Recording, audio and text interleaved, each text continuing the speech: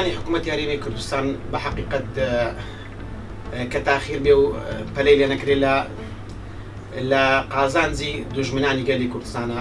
ئێنجە ئێران بێ یان تورکیا بێ یان وڵاتە عەرەبیەکان بێ بە حەقیقەت شتێکی باشە لە حکوومەتی هەرێم پێک بێ لە مەسلحەتی بەگە بەعام قسە بکەی لە مەسلحەتی عامە کۆی گشتی خەڵکی لێی سوودمەند دەبێ بە حەقیقەت. من هیوادارم وەکو هاوڵاتێکی کەرکووکی پەلە بکرێ لە حکوومەتی لە پێکەنانی حکوومەتی هەرێمی کوردستان بە حەقیقەت لە مەسلحەتی فەقیرە ئێمە خۆمان چینی کاسبین ناو خەڵک شەژین ئەزانی مەعاناتی خەڵک چۆنە بە حەقیقەت.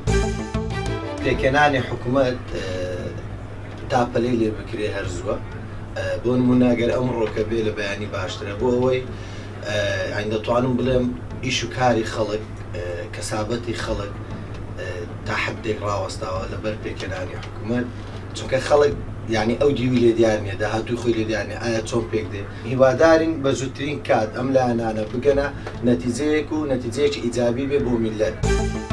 پلانی داهاتوو حکوومەت پێم باش ئەم جارە بە سەراحەتی بۆ گەنج سوودێکی زۆر باش بگەێنێ. ئەم جارە دەمانەوێت بزانێ حکوومەت چ پلانێکی هەیە بیبینێ ئەم جارە حکوومەت بەکردەوە بیسەلمێنێ.